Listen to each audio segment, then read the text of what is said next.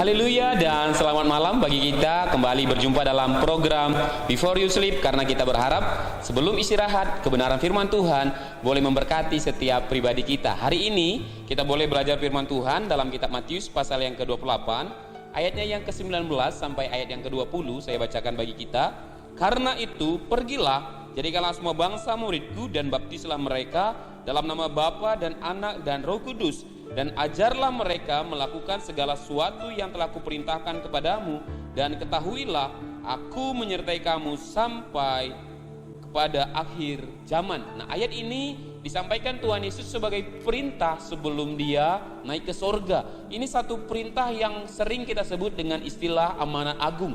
Amanat agung tidak hanya kepada seorang pendeta, tidak hanya kepada pengurus-pengurus gereja, tapi kepada semua orang percaya untuk boleh menjadi orang yang menyampaikan kabar baik. Nah, oleh karena itu dari kebenaran firman Tuhan ini ada dua hal yang boleh kita pelajari. Yang pertama adalah kita dipercayakan menjadi rekan sekerjanya Kristus. Sungguh sangat luar biasa Bapak Ibu. Kenapa saya katakan luar biasa? Bagaimana mungkin kita umat tebusan boleh menjadi rekan sekerja Kristus, tapi pemberitaan Injil Yesus percayakan kepada orang-orang yang percaya kepadanya. Kalau kita mendapatkan amanah misalnya baik dari bupati, dari wali kota, gubernur atau presiden, sebagai seorang duta besar, pasti ada sukacita.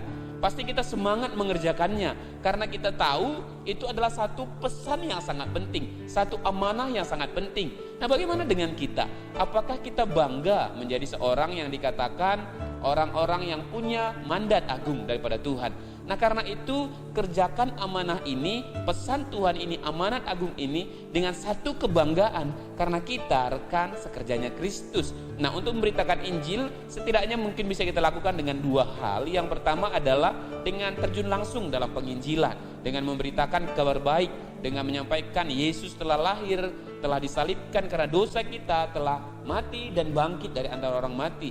Atau bisa juga dengan perbuatan baik kita, dengan kita terus menjadi pribadi yang berbuat baik untuk lingkungan sekitar kita, tetangga kita, rekan sekerja kita. Mereka akan mengenal siapa Tuhan kita, dan ketika mereka mengenal siapa Tuhan kita, itu sebuah penginjilan juga bagi mereka.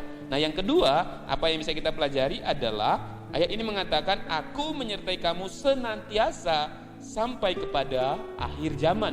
Kalau yang pertama Tuhan percayakan kita sebagai rekan sekerjanya, yang kedua Tuhan menyertai langkah hidup kita. Ayat ini mengajarkan kepada kita yaitu Tuhan senantiasa menyertai kita. Siapa yang disertai? Sampai kapan Tuhan menyertai? Ayat ini mengatakan sampai akhir zaman.